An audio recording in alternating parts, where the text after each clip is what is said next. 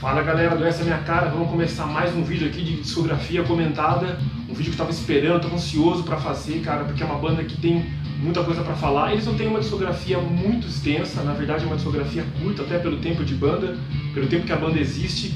Mas eles têm muitas informações, muitas coisas peculiares aí, algumas coisas peculiares, detalhes interessantes pra poder passar pra vocês. Eu tô falando do Tool, banda americana de Los Angeles, Califórnia, chamada Tool.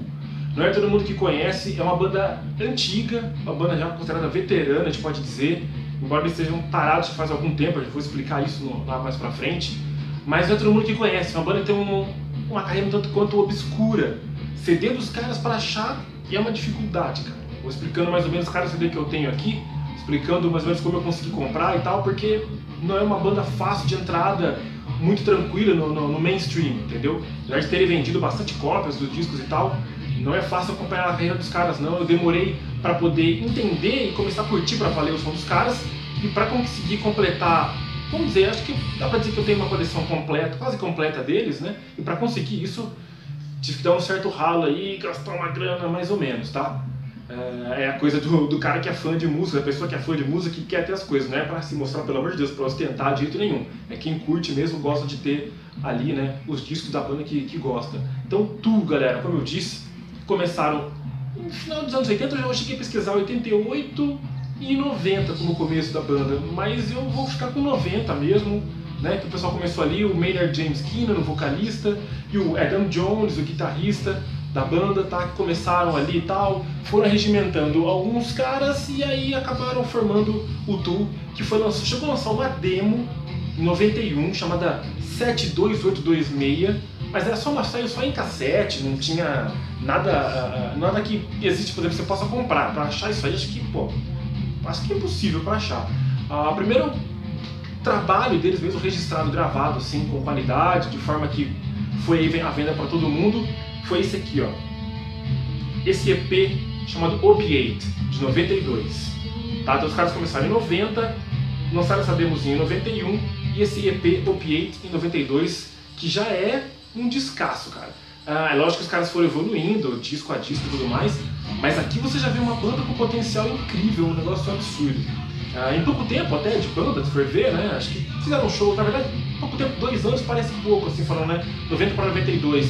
Aí eles deram aquela ralada tradicional, de trocar bastante, mas conseguiram aí, através da demo e tudo mais, né, conseguiram chamar a atenção de uma gravadora pequena, na verdade uma subsidiária ali da Sony, então começaram até grande, mas num selo menor, onde eles ficam até hoje, né, se for ver aí.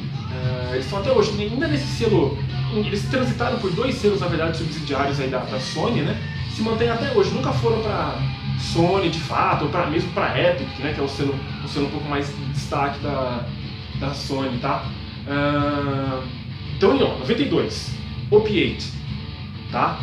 É um belo disco, cara. Esse disco tinha na formação, e na formação original dos caras eu falei do Maynard James Keenan no vocal, falei do Adam Jones, só conferir aqui, é da Adam Jones o nome do cara mesmo, né, do guitarrista.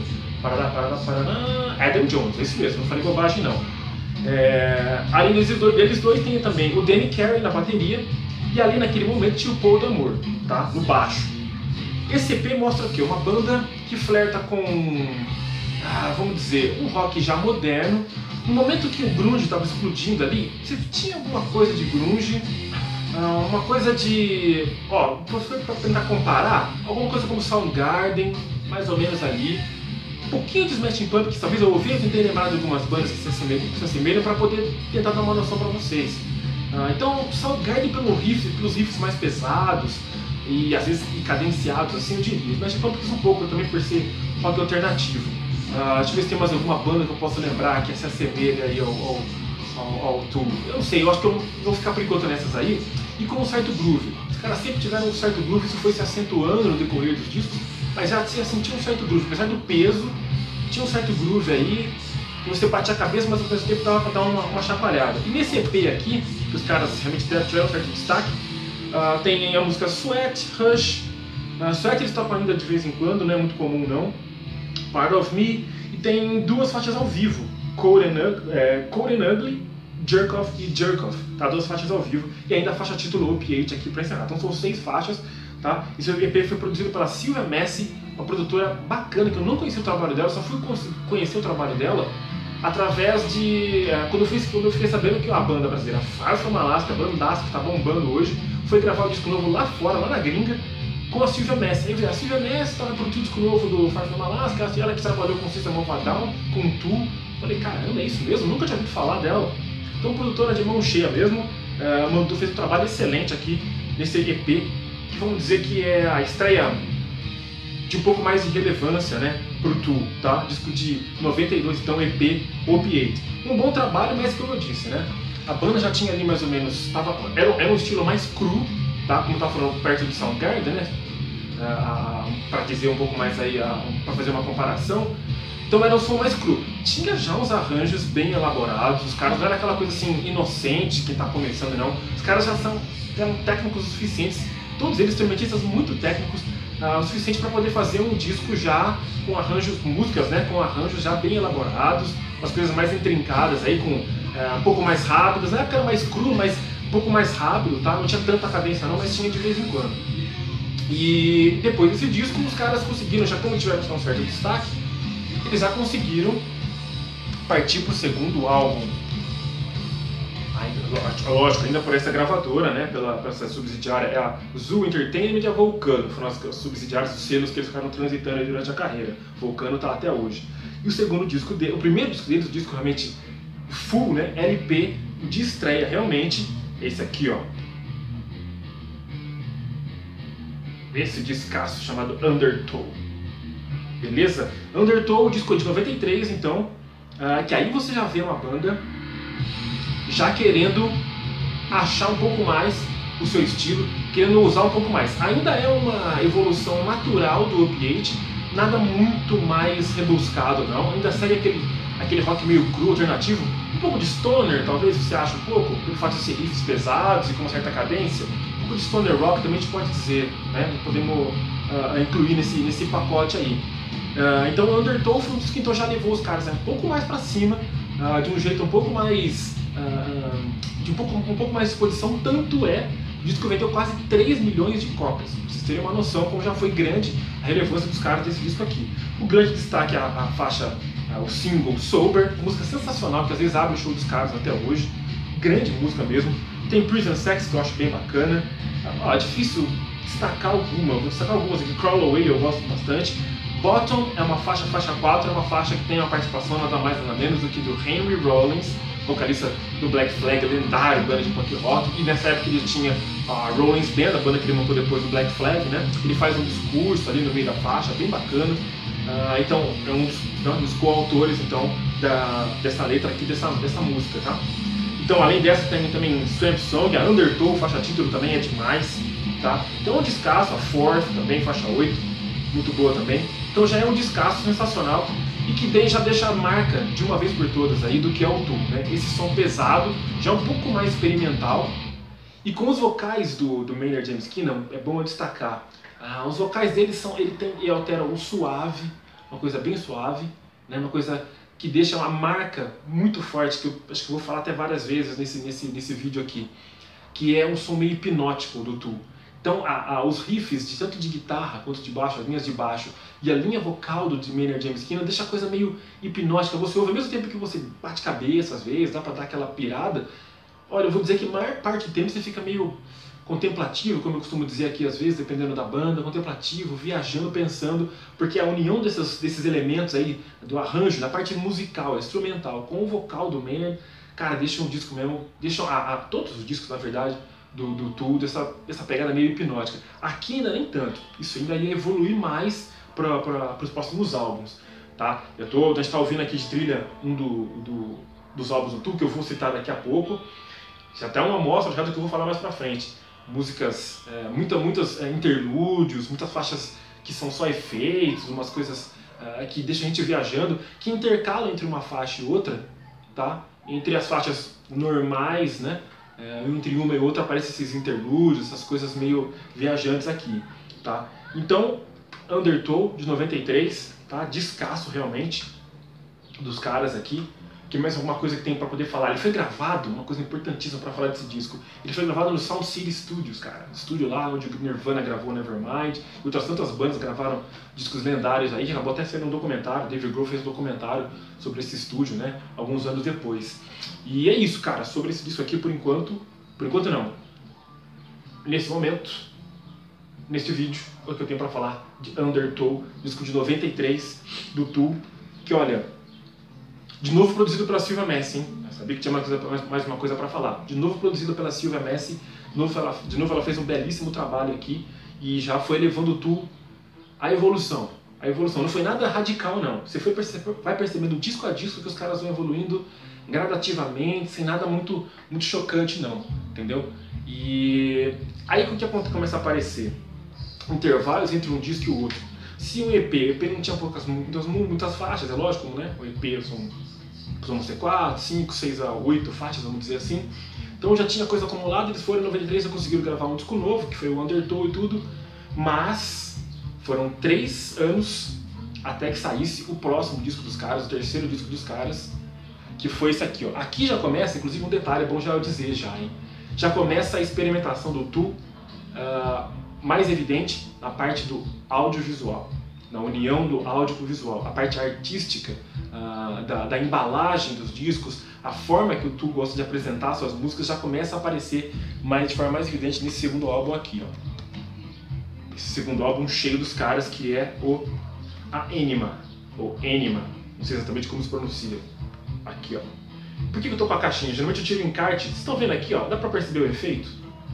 Esse efeitinho aqui tinha muito nos anos 90, às vezes tinha até em bonequinho, vinha nos super-heróis, tinha um escudinho, eu lembro que tinha esses efeitos meio que holograma, que muda mais ou menos a direção do desenho, um efeitinho, uma viagem aqui, então essa era a primeira viagem mais ou menos do Tool, desse disco aqui, ó, a Anima. Eu comprei esse disco aqui usado, porque como eu tava falando, é difícil achar um disco do Tool, eu não sei se teve algum disco do Tool sequer que foi lançado aqui no Brasil. Deixa eu ver se o Opiate foi lançar essa cópia que eu tenho aqui, que eu também comprei usada no Mercado Livre. Essa, por acaso, é nacional. Então, naquela época que eu nem sabia que o Tool existia, até teve algum lançamento nacional, mas o Undertow eu não sei se teve. Mas eu comprei, tive que comprar no eBay, não achei por aqui. E o Anima também não foi diferente. Achei num sebo, acabei comprando, e olha a loucura aqui, além dessa capa muito louca, você tem algumas alternativas de capa aqui. Além dessa aqui que eu falei, né, que estava dentro da caixinha que tem esse efeito, essas outras opções de capa que você tem aqui também que vão dar mais ou menos esse efeito, né, que os desenhos se movimentam e tal, os caras estão se preocupando em fazer, ó, essa imagem também, ó. Você pode usar aqui nessa capinha trabalhada, né, para poder fazer um efeito diferente. Então os caras estão preocupados com isso. O Adam Jones, o guitarrista da banda, ele também é acreditado aqui no Wikipedia como diretor de arte. Então vocês vão vendo, já é um cara que tem muita preocupação com isso. Aliado, é claro, ao conhecimento do Maynard James Keenan, do vocalista, que é um cara que estudou artes visuais na faculdade. Um cara que é, inclusive, é bom até dizer, fazer uma pausa aqui para falar um pouco mais sobre ele. É um cara muito peculiar, um cara muito específico, totalmente recluso, você ouve falar pouquíssimo dele, um cara que tem essa linha vocal que eu falei, parece que reflete até a personalidade dele, um cara meio enigmático, um cara, você não sabe muito bem qual é a dele, você não sabe... eu sei que eu pude ver da vida dele que é um cara muito estudioso, um cara que é profundo conhecedor de matemática, cara, um cara que é atleta, praticou esportes, estudou em colégio militar, passou por treinamento até inclusive militar, e acabou enveredando para artes visuais, e muito instrumentista ainda por cima. Então é um cara que, toda essa bagagem só podia dar em letras fantásticas. O cara fala muito sobre o comportamento dele mesmo, visões dele sobre o mundo, relações também, né, com outras pessoas, e tudo de uma maneira bem enigmática, com metáforas, às vezes com as coisas mais agressivas, ele foi um pouco mais direto ao ponto, mas normalmente com uma coisa mais enigmática, uma coisa mais viajante, que você tem que viajar um pouco para entender e interpretar. Então o Tool passa tudo isso aí nas letras, passa tudo isso aqui no package, né, vamos dizer, de cada disco, e nos shows, né, sem falar nos shows, que eu vou me aprofundar um pouco mais. Então vamos voltar a falar do Anima aqui, né, para não perder muito tempo. O Anima, então, álbum de 96, 3 anos para poder lançar entre um disco e outro, né, entre o Undertow e esse.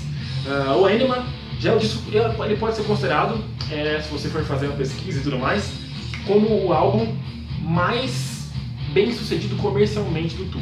Vendeu mais de 3 milhões de discos. Realmente, ele colocou a banda num patamar definitivo de banda grande.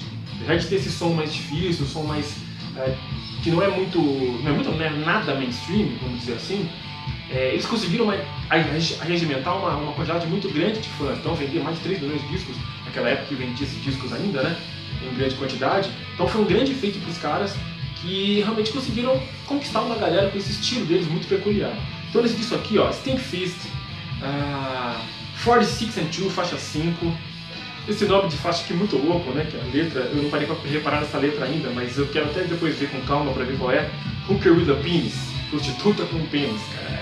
Olha a viagem que ele mexe muito com isso também, o Maynard James Keenan, sexualidade, uma coisa que permeia também de uma forma diferenciada, também permeia também as letras do James Keenan. E tem muito interlúdio, viu? Como eu falei, tem bastante interlúdio nesse disco aqui. São 15 faixas, 5 são interlúdios, pra vocês terem uma noção. Isso atrapalha a fluidez do disco? Cara, eu não sei. É tão viajante assim, as faixas que foram ficando cada vez mais longas. Então tem tantas viagens que você às vezes acaba conseguindo ouvir numa tacada só. Ou então hoje em dia é tão fácil, né? Você estaria no celular ou sei lá o que, dá um clique ali, muda, e eu posso vir aqui no meu controle aqui, mudar para a próxima faixa. Se achar que está muito viajante, muda. Porque as faixas em si já são viajantes, né? Então não sei. É uma forma que eles têm de contar a história, né? É sempre uma história contada nos discos do Tool, né? Por isso que esses interlúdios são muito presentes. E faixas longas, quando eu falo em faixas longas, por isso que o Tool é classificado, eu falei de influências de Soundgarden, influências de um pouco de groove também no meio, mas o metal em si é bem forte, pode ser considerado forte dentro das composições dos caras, porque os riffs são bem pesados, né? E a afinação, a distorção bem pesada ali, a afinação bem baixa, a distorção bem pesada. Isso faz o Tool ser uma banda de metal alternativo, para poder ficar mais fácil, não dá para enquadrar muito bem, metal alternativo, ou então metal progressivo, porque os caras são extremamente técnicos, então você vê, não tem solos muito intricados, mas você tem linhas de baixo e riffs tão criativos que você pode, faixas tão longas, que você pode considerar como uma banda de rock, de metal progressivo, tá? Então tem os interlúdios aqui que eu falei, e tem a Jimmy, que é outra faixa foda desse disco, e a própria faixa título, a Inima, que é sensacional também. Faixas muito longas, mas você não vai ficar entediado, tenho certeza disso. Você ouve, você fica ali calmo, como eu falei, de repente você vai bater cabeça. Cara, é impressionante. O Tool é foda, realmente, como a banda que consegue te prender, te deixar realmente viajando e curtindo aí. Você passa por várias sensações dentro de uma mesma música, tá? Então, repetindo aqui, ó, Tool, álbum Anima, de 96, álbum que colocou os caras de vez no patamar de banda grande, tá? Apesar dos pesares, não pesares, apesar do estilo deles anticomercial, vamos dizer assim, os caras conseguiram chegar ali no patamar de banda grande no cenário do rock. O Tool foi seguindo então fazendo os seus shows e tudo mais. Eu quero até aproveitar para falar um pouco sobre os shows dos caras e um pouco também como eu conheci a banda. Vou falar um pouco sobre essas duas coisas antes de falar do próximo disco. O show do Tool é uma coisa específica, uma coisa única, que eu acho que eu não vi em mais banda nenhuma. Acho que eu posso dizer isso com segurança. O James Keenan, eu falei que cara meio diferenciado, cara meio diferentão, ele não fica na frente do palco. Simplesmente isso. Os grandes destaques da banda durante o show em cima do palco é o James Keenan e o baixista, que eu vou falar já, que teve uma troca, inclusive, esqueci de comentar, do primeiro para o segundo disco cheio. O baixista e guitarrista Adam Jones e o baixista aqui do lado ficam ali com os embaixo de spots de luz. O baterista Danny Carey atrás ali, né, um pouco mais atrás, todos embaixo de spots de luz. O James Keenan fica atrás, num tablado, atrás do Adam Jones, no escuro. Você vê mais ou menos a silhueta dele, o Zita projetado no telão atrás. Então porque durante o show são projetadas várias imagens, várias coisas que estão ali, vão de encontro ao que está sendo tocado, tá? Uma viagem completa. E às vezes então aparecer, chamar atenção para o vocalista, às vezes é desnecessário. Então você fica ouvindo o cara cantar, ouvindo o som e vendo as imagens, tudo aquilo ali transforma a situação, aquele evento, numa experiência absurda. Por isso que o Tool faz questão muito forte de privilegiar a experiência áudio e visual, como eu falei do Nine Inch Nails também, né? Então, se você tem um cara estudante de artes visuais, como o James Keenan, e o diretor artístico é da própria banda, o Adam Jones, então só podia dar isso, né? E 5 anos depois do álbum Anima, de 96, álbum, como eu estava esquecendo de dizer, que marcou a saída do Paul D'Amour, tá? Ele gravou o Opiate e o Undertow, mas ele saiu, no começo das gravações do Anima, ele saiu e entrou o Justin Chancellor. Cara, o que eu posso dizer sobre essa mudança? O Justin Chancellor, eu acho que ele tá um nível um pouquinho acima do Paul D'Amore. Eu senti que as linhas de baixo ficaram ainda mais sofisticadas, ainda mais técnicas, tá? E deixaram a banda com essa cara ainda mais hipnótica, que eu disse lá no começo, ainda mais realmente complexas, tá? Grande baixista Justin Chancellor no nível totalmente do Adam Jones e do Danny Carey, e da voz, do vocal do Maynard Keenan. Aí 5 anos depois, então, já com o Justin Chancellor aí, né, que já tinha gravado o disco anterior, a banda gravou esse disco que tem mais uma arte gráfica muito louca, que é o Lateralus. Descasso, cara. Descasso de 2001. Os caras... Olha aqui, ó. Você tem essas slipcase aqui de fora, de plástico, e o encarte, ele é de plástico, não é de papel, não. Ele é de plástico, tem umas imagens sobrepostas aqui, cara. É uma viagem incrível.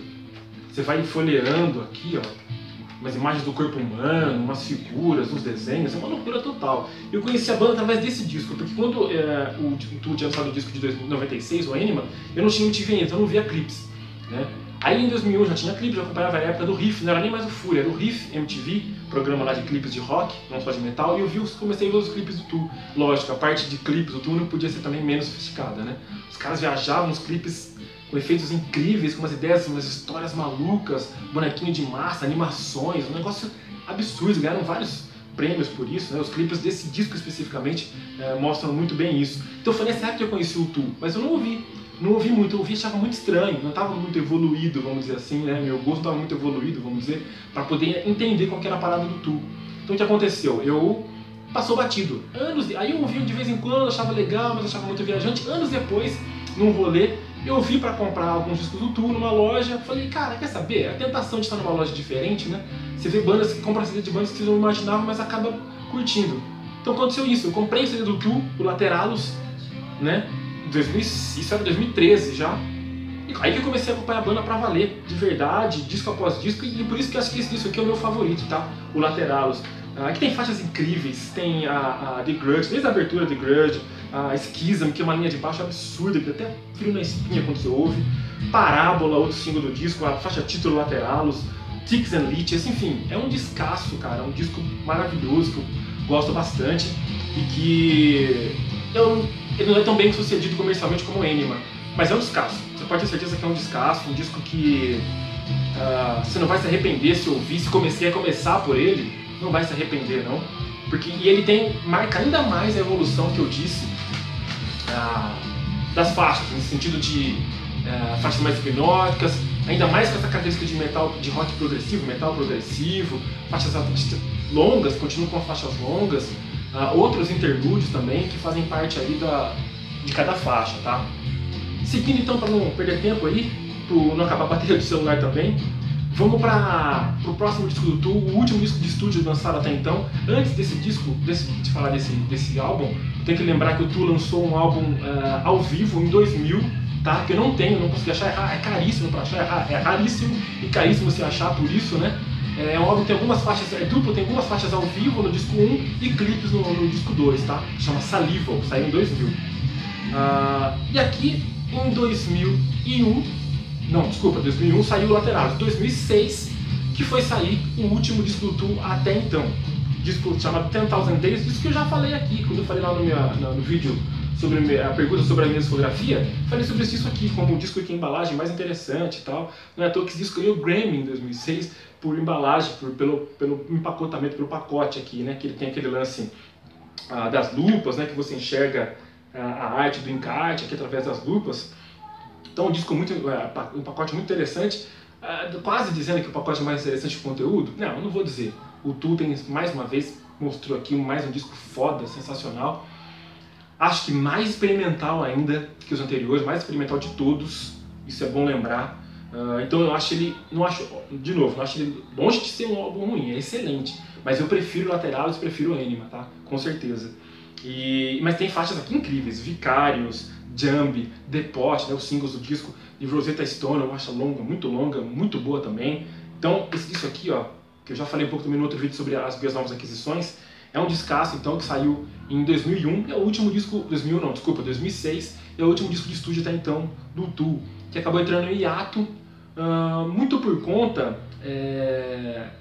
de uma pendência judicial que eles têm, uma disputa judicial com uma companhia de seguros, uma coisa que era para proteger os caras que estão posicionando uma dor de cabeça. Não tem muitos detalhes sobre isso, se você pesquisar, mas os caras estão anos aí, acho que recentemente acabaram tendo ganho de causa, mas ficaram anos travados com isso. Isso atrapalhou a criatividade deles para se concentrar em compor, né, e gravar coisas novas. E tanto é que nesse meio tempo eles fizeram shows até 2008, até 2007, pararam um ano, voltaram em 2009, depois ficaram mais 2 anos sem fazer show, mais ou menos, foram voltar só em 2014 e fazendo ainda shows meio que esporádicos por ano, até 2017. Não fazem muitos shows não, e nunca vieram para o Brasil. Infelizmente nunca vieram para o Brasil, não tivemos essa oportunidade de ver essa experiência linda que deve ser, né, pelo pouco que a gente viu, que eu vi pela internet, essa experiência maravilhosa que é ver os caras ao vivo, né? Ainda não foi possível pra gente aqui no Brasa, quem sabe um dia, né? Então isso, fica a expectativa do Tu de repente voltar. Surgiram boatos de que eles voltariam, aí estariam em estúdio de novo, agora que a pendência judicial foi sanada, né? Eles estariam de volta no estúdio, mas aí depois negam os boatos, a coisa tá meio... Fica só... A novidade acabaram sendo os shows em 2017, porque disco mesmo novo ainda não tem uma coisa certa, uma previsão de quando vai acontecer. O que eu posso citar que é interessante, a produção dos últimos 2 discos, dos 2 discos anteriores a esse aqui, do Anima e do Lateralus, foi a cargo do David Bottrill, o cara que trabalhou com Silverchair, que trabalhou com Silverchair, trabalhou também com Silverchair, um cara produtor bem também diferente, que calha bem com o som do Tu. E esse disco aqui, talvez pela viagem maior, ninguém estava lá para aprender muito a viagem deles, esse disco aqui, o 10,000 Days, foi produzido pelo próprio Tu, talvez é por isso que tem um pouco mais de viagem, tá? Outra coisa que eu posso falar dos caras, Grammy. Grammy não é uma coisa, nossa, ganhou Grammy é porque é foda. É um símbolo de status, tudo bem, mas o Grammy dá umas mancadas absurdas às vezes. Então a gente pode levar para os 2 lados da moeda, tá? Tanto por uma coisa irrelevante, não é isso que vai fazer da banda necessariamente uma banda foda, mas também não deixa de ser uma espécie de reconhecimento, né? Então você tem o Tu com 3 Grammys, ganhou, anotei aqui, cara. Eles ganharam, além do Grammy que eu falei, né, com o pacote, com a capa, né, a embalagem do 10,000 Days, você tem, eles ganharam um Grammy com Anima, a faixa Anima, melhor performance de metal, em 97, e também com Schism, uma música sensacional do Lateralus, tá, em 2001. Eles ganharam também com metal, melhor performance de metal. A trilha sonora desse vídeo aqui ficou a cargo do Lateralus, como eu disse, quando eu disse que é o disco que eu gosto mais, eu puxei a sardinha, já que eu não tenho nada ao vivo dos caras, que eu costumo deixar como fundo aqui, eu deixei o Lateralus aqui para vocês se ligarem aqui da trilha de fundo, que é meu disco preferido. Vocês aí, se forem escutar, tem tudo para ouvir aí na internet. Se forem escutar, vocês tomem a decisão, se vocês não conhecem o Tu, tomem a decisão para ver qual é o disco que vocês mais gostam deles, tá? Mas cara, é isso, Tu, essa banda sensacional, peculiar, uma banda que, olha, vou falar pra você, realmente é uma banda diferente de acho que de tudo que eu já ouvi, e que vale a pena você, se você não conhece, cara, vale a pena você conhecer, e provavelmente vai curtir. Se tiver mais ou menos a tendência a curtir esse tipo de som, provavelmente você vai pirar totalmente, como eu pirei depois de muito tempo de conhecer, né, de esperar muito tempo pra conhecer, eu acabei pirando e curtindo demais. Tu, vale a pena, bandaça aí pra vocês. Se vocês conhecem, será que eu falei muita bobagem? Ficou bacana? Espero que sim. Beleza, galera? É nóis. Até mais.